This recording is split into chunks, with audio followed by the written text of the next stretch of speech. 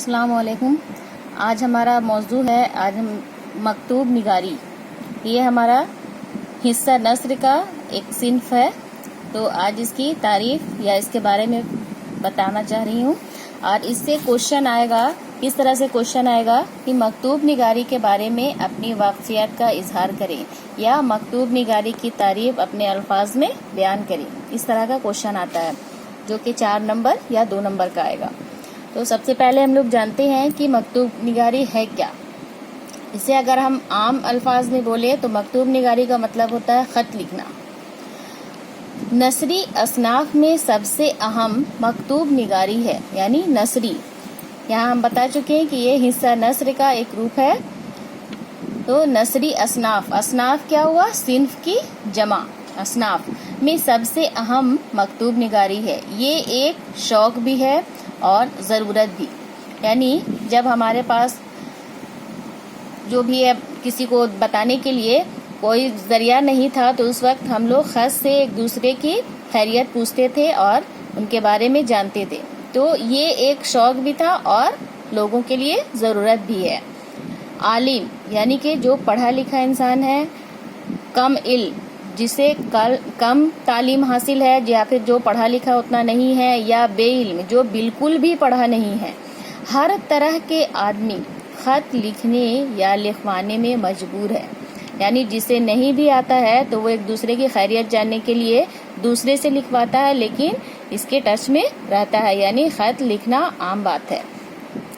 मकतूब या ख़त एक तरह की ज़ाती सरगर्मी है और इसका मकसद किसी दूसरे शख्स से कलमी राब्ता कायम करना है।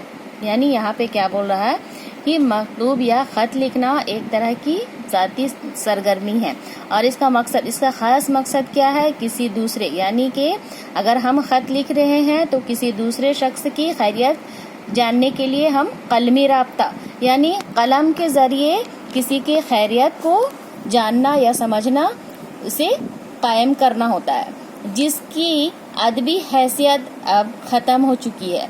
क्योंकि अब मोबाइल और इंटरनेट का ज़माना हो गया है, तो ये धीरे धीरे बिल्कुल ख़त्म हो चुका है।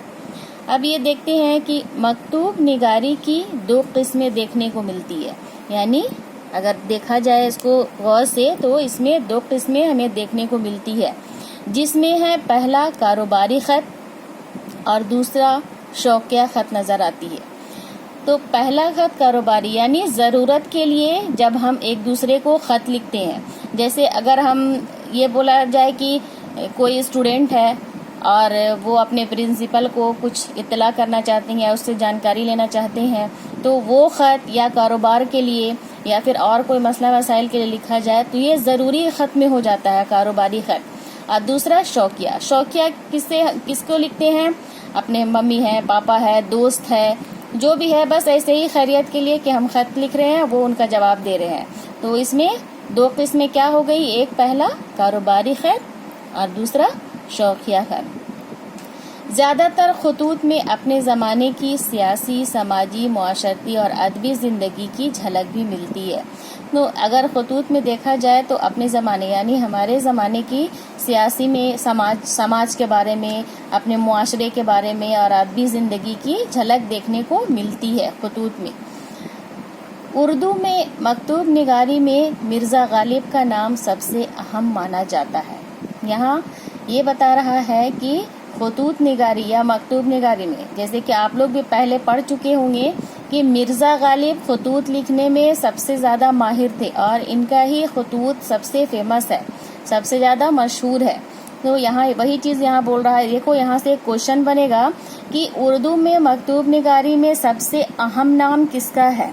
तो ये 1 नंबर का या 2 नंबर का क्वेश्चन आएगा, तो आप लोग लिखिएगा क्या? मिर्ज़ा गालिब।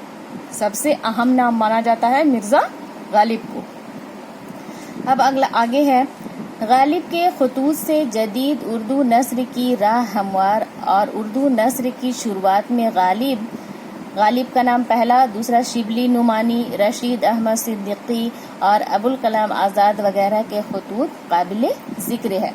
यानी कि गालिब के अलावा यहाँ सबसे अहम तो हम लोगों ने समझा कि मिर्ज़ा गालिब है, उसके अलावा और कौन कौन थे? ऐसे बहुत सारे लोग हैं, लेकिन कुछ का नाम का जिक्र यहाँ पे किया गया है, جس میں غالب کے خطوط کے جدید اردو نثر میں اور کون کون ہے؟ شبلی نعمانی ہے، رشید احمد صدیقی ہے، ابوالکلام آزاد ہے، یہ لوگ بھی خطوط قابل ذکر مانے جاتے ہیں۔ تو یہ ہم لوگوں کا ہوا مکتوب نگاری کیا ہے یا اس کی تعریف کیا ہے۔ اب اس سے ریلیٹڈ کوشچن ایک تو یہ 2 یا 4 نمبر کا آئے گا، اس سے 2 نمبر کا کوشچن کیا آ سکتا ہے؟